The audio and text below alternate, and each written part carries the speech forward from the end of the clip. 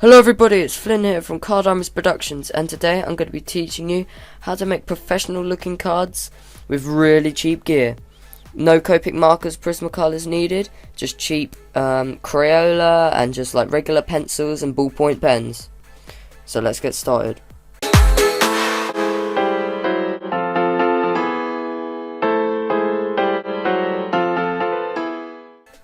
To make these cards, we're going to be using some cheap A4 white card. I picked that up for £1.50 at the craft store, that's about $2.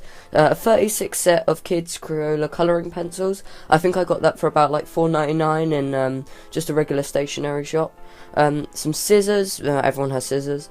Pencils and a rubber, everyone has a pencil and a rubber lying around, if not 50p. And a Bic ballpoint pen. This video is to show that you do not need any expensive gear like Copic or Prismacolors or any softwares like Photoshop to make professional cards. You can do it by hand with even cheap stuff. Step 1 obviously is to outline your cards on the white card. I usually use Pokemon cards because most card sizes are this size, and you can also put your cards in sleeves once they're done if you do it this size. Secondly, you want to create a nice border for your cards.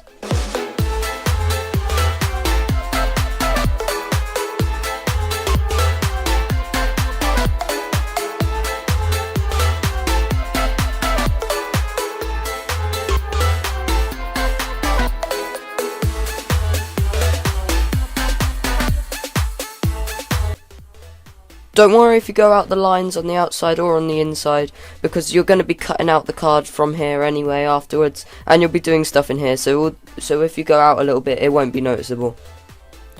For my border, as you can see, I did a nice gradient, so if you want to know how to do that, I'll quickly do a little demonstration now. A little basic one of how to blend with your pencils. So if you're doing so say you want to get a lighter colour into a darker colour, you definitely want to start with your lighter one, and where you want to join it to a darker version, you want to actually press lighter on the pencil. This is the area where the darker colour will press into this lighter one. So this is the top of the scale, and then as we go down, you want to then get your slightly darker colour and put it here, and then push it up into the other one, like so.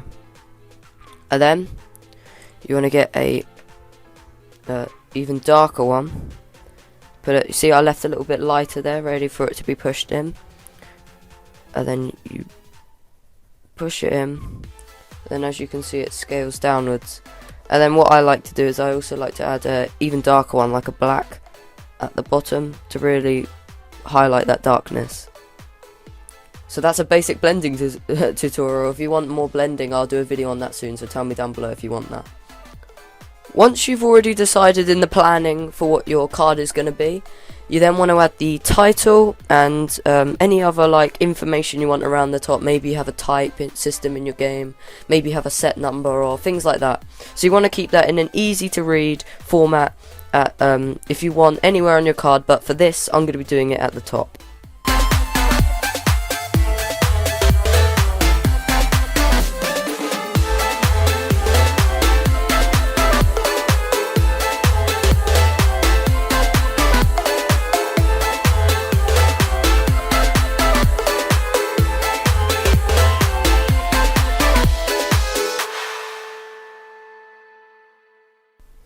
As you can see, my card is a Card Armies YouTube type card. Now I'm outlining it with the Bic pen. It's important that you outline things, keep it neat, and it just looks good to have like borders like this.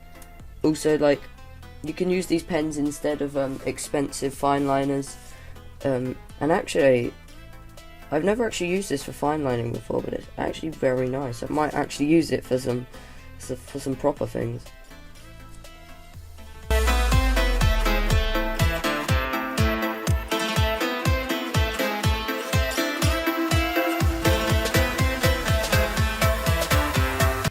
Just a few quick tips I thought I'd share with you all. black borders are a great and easy way to even out your work, and especially on like a drawing piece. If you do like a nice dark border around it, it evens off any uneven things and just makes it look really even and neat. Like as you can see in my speed arts, I do a border around the characters. It just makes it look a lot more neater and a lot more like even. Also a great tip for when you're writing text. Some colours are better to have underneath your writing. It makes it easier to see. Like for example, if you go to school, they sometimes hand out sheets with like worksheets that are yellow paper. It's because it's easier for some people to read. So that's why I usually do my writing on my important writing on yellow backgrounds. You can see that especially on card armies. Our next step is to add like character information, like stats and other like abilities. We're gonna do this in an easy to read format, keep it simple and save space for the final drawing.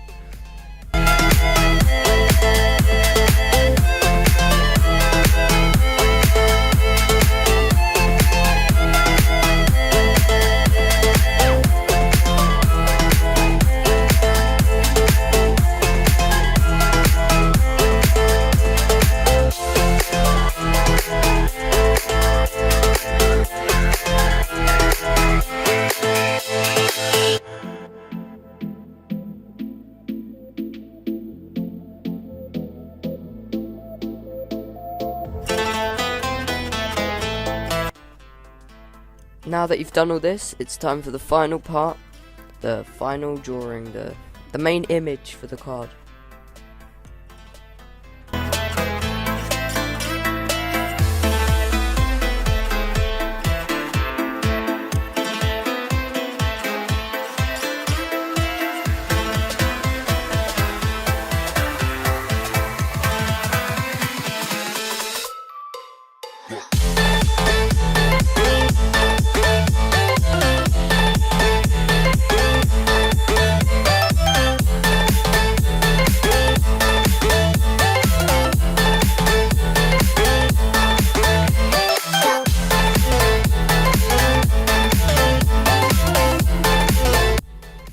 Halfway through drawing that, I kind of messed up on the arms. I was going to do crossed arms, and as I went straight into pen, I sort of was in a sticky situation, but I managed to fix it, and I think it's an okay design. I got some like words linked to my channel in here, like some sort of like magic ability, and then here is the background for the mat I always do my videos on. So now all there is to do is cut it out, and I think I'm gonna I think I might laminate it somehow. There's a little trick that I think I'm gonna try out.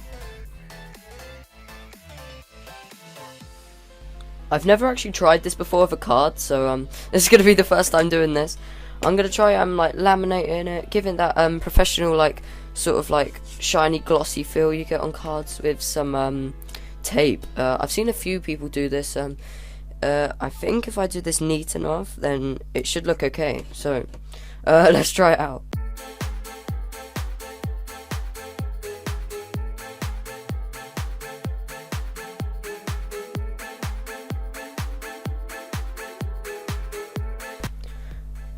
So here we have the finished product. I hope you enjoyed this video, guys. I hope it was informative, and I hope you can use some of these tips, and especially that blending sort of guide to hopefully create some really cool cards. I'll be doing a proper blending tutorial video soon for like different types of pens and pencils, and maybe I'll be doing a video for making the ideas for your game and having the rule set and the game mechanics. I just want to show you the carnage on my desk right now after this video. These are all the Crayola pencils. Very good set. I mean, I was surprised that like it can do this sort of blending. Obviously it was a bit tricky because they aren't the best, but it is possible to make professional looking things. And I also I never tried this tape thing before, and I think it worked a charm. So if you enjoyed this video, leave a like and subscribe for more how-to videos. I've been Card Armies Productions, and subscribe to get +1 damage. Alright, peace out.